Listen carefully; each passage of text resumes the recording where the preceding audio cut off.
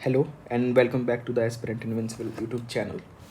आज हम इस वीडियो में बात करेंगे कि हम सीसेट को यूपीएससी प्रीलिम्स 2024 के लिए किस तरीके से तैयार करना चाहिए और मेरी लर्निंग क्या रही है 2022 का प्रीलिम्स क्लियर करना, 2023 का प्रीलिम्स क्लियर करना और क्या मैंने सीखा, किस तरीके से सीसेट एक टफेस्ट एग्ज़ाम था 2023 में, जो 2023 में सीसेट टफेस्ट पार्ट था प्रीलिम्स का, और मैंने कौन कौन सी चीज़ें वहाँ पे मुझे हेल्प की, मेरी क्या लर्निंग रही, वो मैं आपके साथ शेयर करूँगा। उससे पहले मैं बात करूँ, ये हमारा यूट्यूब चैनल है, आप इस यूट्यूब चैनल को ज़रूर सब्सक्राइब करें और हमारे आने वाले इकोनॉमी के लेक्चर भी हमने स्टार्ट किए हैं और यहाँ से हम यूपीएससी प्रीलिम्स 2024 के हिसाब से सीसेट के बारे में पढ़ाई करेंगे। नाउ स्टार्ट करने से पहले मैं कुछ एनरिचिंग कोटेशन आपके साथ शेयर करना चाहूँगा जो हेनरी फोर्ड ने शेयर किया। Whether you think you can और think you can not, you are right. बहुत बड़ी बात है। आपका माइंड सेट यूपीएससी एग्ज़ामिनेशन में बहुत ज़्यादा रोल प्ले करता है। It is a mind game, इसलिए मैं मान के चलता हूँ यूपीएससी एक माइंड गेम है। इसके लिए माइंड सेट आपको रेडी रखना पड़ेगा। तो यूपीएससी अगर आपको लगता है कि आप कर सकते हो या लगता है आप नहीं कर सकते हो, तो आपको सही लगता है, तो जो आप सोचोगे वैसे आप बन जाते हो। नेक्स्ट, अब सीसेट इंट्रोडक्शन में देखें सिलेबस। सबसे पहले तो सीसेट का जो सिलेबस है यूपीएससी के अकॉर्डिंग वो है सिंपली कॉम्प्रहेंशन वाला पार्ट है, then interpersonal skill including communication skills, logical reasoning, analytical ability, decision making, problem solving, general mental ability, basic numeracy. यहाँ पे सिंपली मैथ का पार्ट कवर है, class 10th level, and data interpretation में chart हो गया, graph हो गए, tables हो गए, data sufficiency, which is also according to UPSC class 10th level. अब 2023 का जो सीसेट रहा, CSAT of 2023 UPSC CSE was toughest CSAT, और एनी हाउ मैंने मैनेज किया इसको क्वालिफाई करने के लिए। तो कौन सी चीज़ें हैं जो मुझे उस एग्ज़ाम में उस 2 घंटे के लिए हेल्पफुल रही और मैंने कैसे सीखा सीसेट को क्वालिफाई कैसे करना है। 2022 में भी 2023 में भी आसानी से एग्ज़ाम सीसेट को, आसानी से तो नहीं लेकिन मैंने क्वालिफाई किया। नाउ सीसेट में अगर हम कॉम्प्रहेंशन की बात करें तो यहाँ पे अनसीन पैसेज के रूप में क्वेश्चंस आते हैं। We have to read the passage carefully and then answer the questions which is asked by the UPSC. Then second part होता है सीसेट में कॉम्प्रहेंशन के बाद क्वांट। मेजर कैटेगराइजेशन अगर हम करें तो क्वांट में आपका मैथ, रीजनिंग, मैथ के क्वेश्चंस आते हैं। 10th लेवल के आते हैं कहने के लिए, लेकिन कुछ प्रोबेबिलिटी के क्वेश्चंस जो हैं वो आईआईटी के लेवल के भी थे इस बार। थर्ड कैटेगरी है रीजनिंग। यहाँ पे आपका कॉमन प्रॉब्लम सॉल्विंग एटीट्यूड देखा जाएगा, एप्टीट्यूड चेक होगा कि आप किस तरीके से प्रॉब्लम सॉल्व कर सकते हैं। सीसेट 200 मार्क्स का होता है, 200 मार्क्स रहेंगे। ईच क्वेश्चन 2.5 मार्क्स कैरी करते हैं। वन क्वेश्चन कितने का होता है? 2.5 मार्क्स का होता है। और टोटल क्वेश्चन कितने आते हैं? 80। तो इस तरीके से ये 200 मार्क्स हो जाते हैं। आपको यहाँ से सिर्फ और सिर्फ कट ऑफ क्लियर करनी है, क्वालिफाई करनी है इस एग्ज़ाम को। यहाँ से कट ऑफ नहीं जाएगा। आप कि सर्विस एलोकेशन में, कैडर सिलेक्शन में, इन सब में इसका कोई रोल नहीं होगा। प्रीलिम्स, सीसेट और जीएस जो मिल के बनता है प्रीलिम्स, वहाँ पर सिर्फ आपको फ़िल्टर है, मेंस देने के लिए मौका मिलेगा। अब इसको क्वालिफाई करने के लिए, सीसेट को क्वालिफाई करने के लिए मैं कितने क्वेश्चन चाहिए? 27 question, 33%, which is equal to 67 marks. So only 67 marks we need to qualify CSAT examination. अब जितना सुनने में ये आसान है, इतना आसान है नहीं क्वालिफाई करना। क्यों? क्योंकि क्वेश्चंस का नेचर जो है यूपीएससी डिसाइड इस तरीके से फ्रेम करना कि बच्चे वहाँ 2 घंटे में अगर उन्होंने एक अच्छे लेवल पे प्रैक्टिस नहीं की है, तैयारी नहीं की है, तो आसानी से एग्ज़ाम क्लियर नहीं कर सकते। लेकिन इतना टफ भी नहीं है, यहाँ पे एक अप्रोच की ज़रूरत है, समझने की ज़रूरत है, प्रीवियस ईयर क्वेश्चन को देखने की ज़रूरत है और अच्छी तरीके से अंडरस्टैंड करने की जो कॉन्सेप्ट क्लियर करने की ज़रूरत है, तब जाके आपका सीसेट आसानी से क्लियर हो सकता है। विद इन द सीसेट हमें कौन कौन से टॉपिक पढ़ने पड़ेंगे? जो मैथ का पार्ट है, न्यूमेरेसी जो है, यहाँ पे हमें divisibility rule, rational numbers ordering, decimal fraction, simplification, roots, numerical system, average, set theory, indices, remainder theorem, ratio proportion, LCM, HCF हो गया, परसेंटेज हो गया। Then comes the mental ability और रीजनिंग वाला पार्ट है, तो यहाँ पे बोथ स्ट्रीम्स के क्वेश्चन आते हैं, पाइप के सिस्टम्स के क्वेश्चन आए, सिंपल इंटरेस्ट, कंपाउंड इंटरेस्ट, ये मैथ का भी पार्ट हो गया, partnership, profit and loss, math का part, time and work, reasoning, math दोनों इंक्लूड है, train, speed, distance, permutation, combination math, probability math, alligation mixture, mensuration and area. These are the part of mental ability. Then data interpretation में हमें table, chart, bar, calendar के question आएंगे, clock के question आ सकते हैं, problem on edges, eligibility test, pie chart etcetera. ये सारे के सारे हमें टॉपिक कवर करने पड़ेंगे यूपीएससी को सीसेट क्वालिफाई करने के लिए। बट यहाँ पर मेरे लिए एक मंत्र काम करता था यूपीएससी ने, मैंने मंत्र बनाया था अपना सीसेट क्लियर करने के लिए, क्योंकि हमें सिर्फ क्वालिफाई करना है, हमें यहाँ पे होशियार बनने की ज़रूरत नहीं है। We need to just qualify this examination to write mains examination. तो मेरा मंत्र था छांटो और बीनो।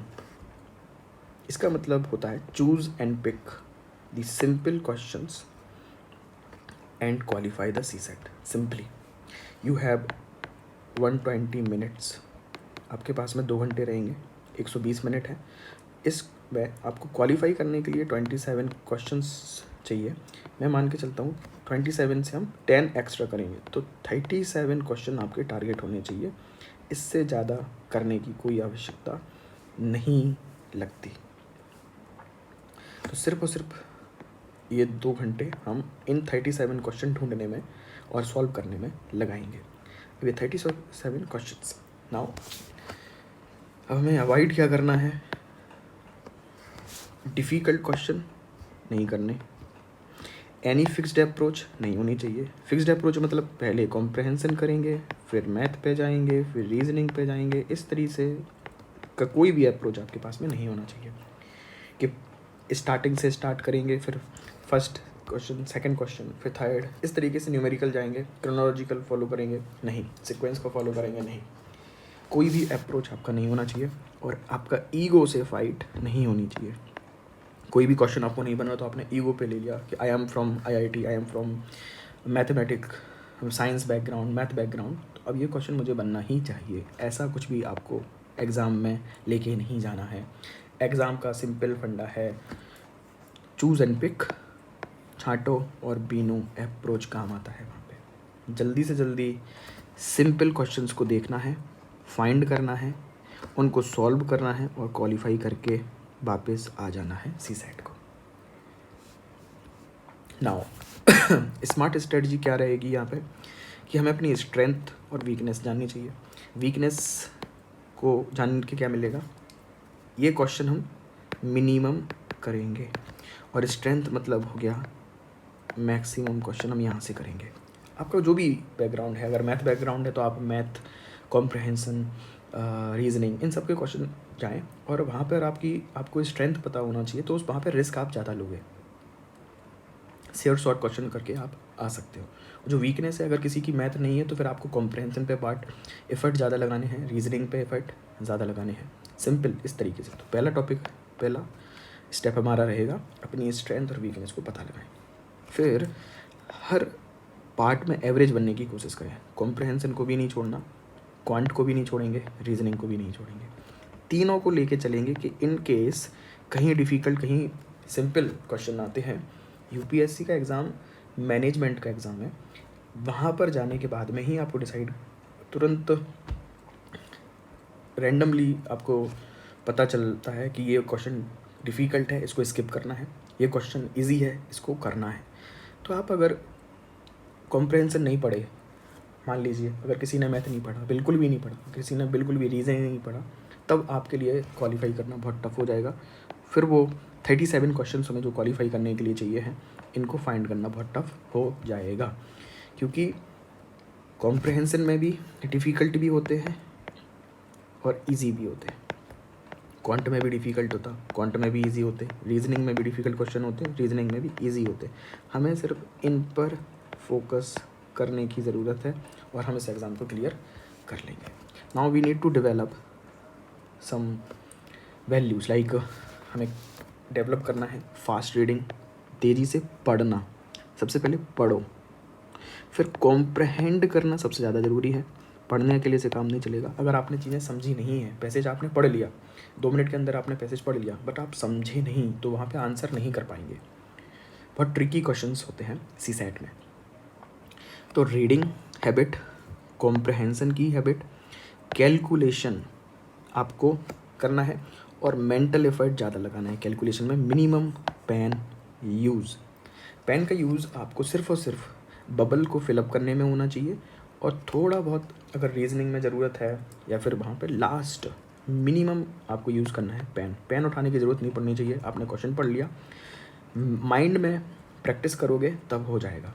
ऐसा नहीं है कि आप 1-2 दिन में, 10 दिन में सीख जाएँ, 15 दिन में सीख जाएँ, लेकिन हम जब कोशिश करेंगे डेली बेसिस पे, हमारे पास में पूरा अप्रैल है, मई है, जून में हमारा एग्ज़ाम है, तो 2 महीने 2.5 महीने अगर हमने एग्ज़ाम की प्रिपरेशन अच्छी तरीके से कर ली, डेली 5-5 क्वेश्चन, 6-6 क्वेश्चन अगर हमने कर लिए, मैथ के 5 क्वेश्चन, रीजनिंग के 5 क्वेश्चन, कॉम्प्रहेंशन के, और मेंटल एफर्ट वहाँ पर हमने किया, मिनिमम पेन का यूज़ किए, तो हमारा ये हैबिट डेवलप हो जाएगी हमारे एग्ज़ाम के पहले, और जो कि बहुत ज़्यादा यूज़फुल होती है एग्ज़ाम में आपको क्वालिफाई करने की। अब बात करें कि हम सीसेट को कवर किस तरीके से करना चाहिए, कैसे करें। सबसे पहले बात करते हैं कॉम्प्रहेंशन की, कि कॉम्प्रहेंशन में किस तरीके से कवर करें। तो कॉम्प्रहेंशन का सबसे बड़ा ब्रह्मास्त्र है PYQ ऑफ UPSC। किसी भी कोचिंग पे रिलाय नहीं रहना है। Don't rely on any coaching for comprehension part. Comprehension के लिए किसी भी कोचिंग को ज्वाइन मत करें।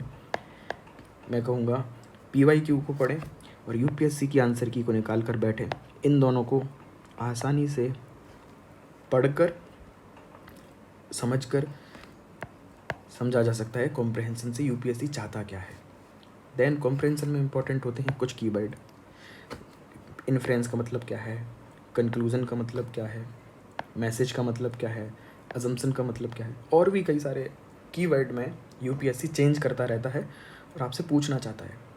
इनका मतलब समझना इसलिए ज़रूरी भी है कि इन्फ्रेंस कभी कभी कन्फ्यूज़न हो सकता है। अजम्पशन पूछा जा रहा है, हमें लगा ये इन्फ्रेंस है, इन्फ्रेंस पूछा तो हमने कंक्लूजन बता दिया। इस तरीके से गलती हो सकती है, तो हमें इन कीवर्ड पे फोकस करना पड़ेगा। नेक्स्ट, कॉम्प्रहेंशन का मेरा मंत्र क्या है।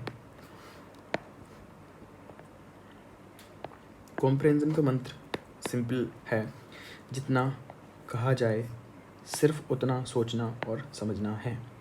क्योंकि आप सिविल सर्वेंट बनने जा रहे हैं, तो वहाँ पर आप कोई भी डिसीज़न अपने गलत एजम्पशन के बेस पे नहीं ले सकते हैं।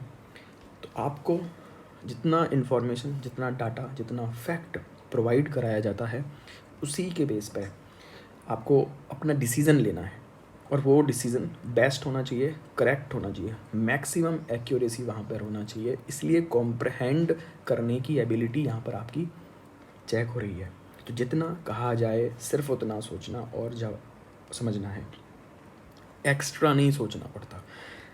With in the passage limit, with in the limitation of the passage. Her passage start होने से पहले UPSC में क्वेश्चन लिखा रहता है कि on the basis of the given passage, on the basis of the given passage.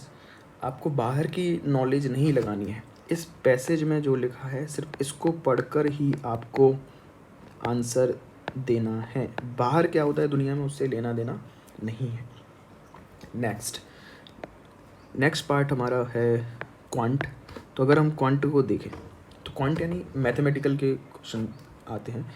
सबसे important हो जाते हैं यहाँ पे कॉन्सेप्ट, जैसे कि परसेंटेज, एवरेज, वर्क, प्रोबेबिलिटी एक्सेट्राज। तो सबसे पहले कॉन्सेप्ट को क्लियर करना है, उसके बाद कुछ फॉर्मूले होंगे तो हम फॉर्मूले देखेंगे और सैम्पल स्टैंडर्ड क्वेश्चन को अपने नोट्स में इंक्लूड करेंगे।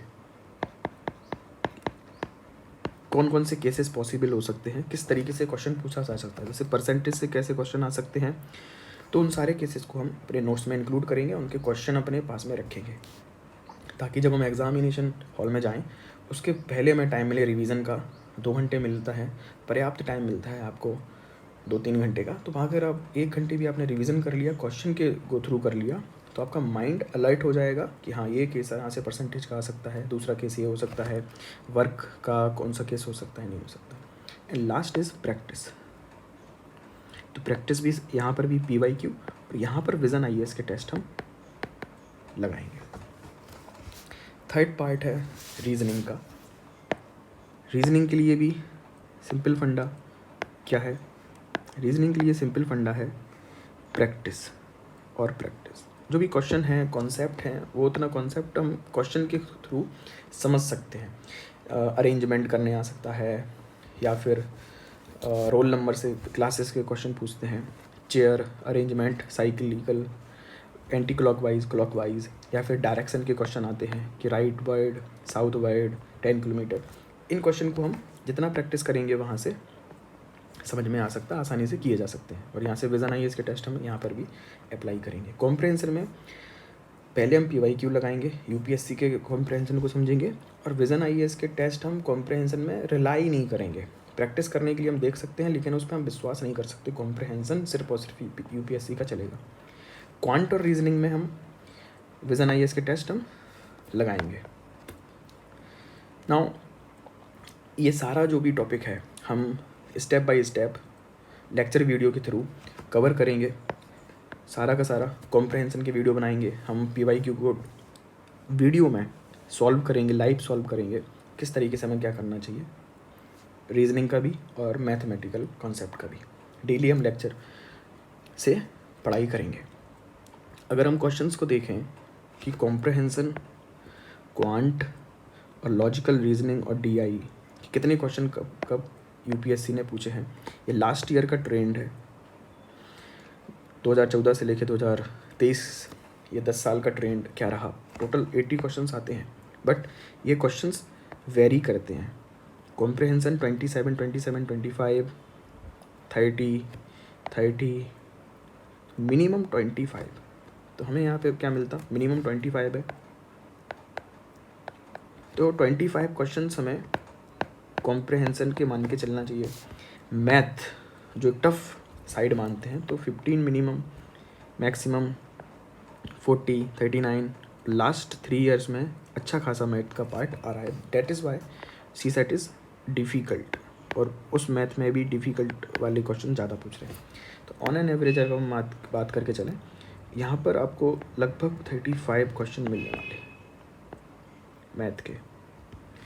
और रीजनिंग जो एक इजी पार्ट होता है, अगर कर लिया जाए तो आसानी से रीजनिंग को किया जा सकता है। 14, 23 में, 2022 में 18 क्वेश्चन, 17 क्वेश्चन, 15, 24, 27। यहाँ पर मैक्सिमम क्वेश्चन रीजनिंग के आए और यहाँ पर मिनिमम क्वेश्चन आए। तो ऑन एन एवरेज आप मान के चलिए कि आपको 15 क्वेश्चन रीजनिंग के मिलेंगे, अगर डिफ़िकल्ट साइड में क्वेश्चन पेपर बनाता है। अगर UPSC डिफ़िकल्ट बनाएगा तो इस तरीके से फिगर आपको टारगेट कर सकते हैं। अब जो हमारा अप्रोच है, इजी क्वेश्चंस हमें ढूंढने पड़ेंगे। इस 25 में से ज़्यादा नहीं, मैं मान के चलता हूँ इजी क्वेश्चंस आप आसानी से 17 to 18 क्वेश्चंस कर सकते हैं। इन 35 में से इजी क्वेश्चन कम आएंगे। मान लीजिए 10 क्वेश्चन मैथ के हमने कर लिए, देन 10 क्वेश्चन रीजनिंग के कर लिए। ओवरऑल यही तो मैं चाहिए, 38 क्वेश्चन हो गए। 38 क्वेश्चन हमें बस ढूंढने पड़ेंगे एग्जामिनेशन हॉल में उन 2 घंटे के अंदर अंदर, तब हम इस एग्जामिनेशन को क्वालिफाई कर सकते हैं। बस क्योंकि क्वालिफाई नेचर है तो यूपीएससी में से चाह रहा है ज़्यादा एफर्ट भी नहीं करना, स्मार्ट तरीके से पढ़ाई करके सीसैट को क्वालिफाई करना है। तो 18 क्वेश्चन हम कॉम्प्रहेंशन पे फोकस कर सकते हैं, मैथ भी छोड़ के नहीं जाएंगे, तो 10 क्वेश्चन हम मैथ के इजी वाले ढूंढ कर लेंगे, 10 क्वेश्चन हम रीजनिंग के कर लेंगे। तो ये क्वेश्चन तो करने ही पड़ेंगे और ऐसा हो जाता है आसानी से, कोई बड़ी बात नहीं होती। और हमारा जो टारगेट है 38 क्वेश्चन 37 क्वेश्चन, और हम यहाँ पे अगर 85% एक्यूरेसी के साथ में भी करेंगे तो हमारा सही होने के चांस ज़्यादा है, क्वालिफाई करने के चांस ज़्यादा है। नाउ टेलीग्राम ग्रुप को आप ज्वाइन ज़रूर करें, दी एस्पिरेंट इनविंसिबल, ये हमारा टेलीग्राम चैनल है, इसको ज्वाइन कर लीजिए आप। हमारे नोट्स जितने भी नोट्स हैं जीएस से रिलेटेड या फिर सीसैट से रिलेटेड या मेंस के, जो भी हमारा इनपुट है आउटपुट है, हम यहाँ पे आप मुझे डायरेक्ट मैसेज भी कर सकते हैं। तो do subscribe Telegram channel and the YouTube channel. Thanks for watching, do subscribe and share with your friends and support. Thank you so much and all the best. इस तरीके से हम सीसैट को क्वालिफाई करेंगे और 2024 के लिए जीएस और सीसैट दोनों के लेक्चर वीडियो हम इस यूट्यूब चैनल से पढ़ेंगे। So again thank you so much and always remember, UPSC is more about your mind game. So whether you think you can or think you cannot, you are right. Henry Ford. Thanks a lot.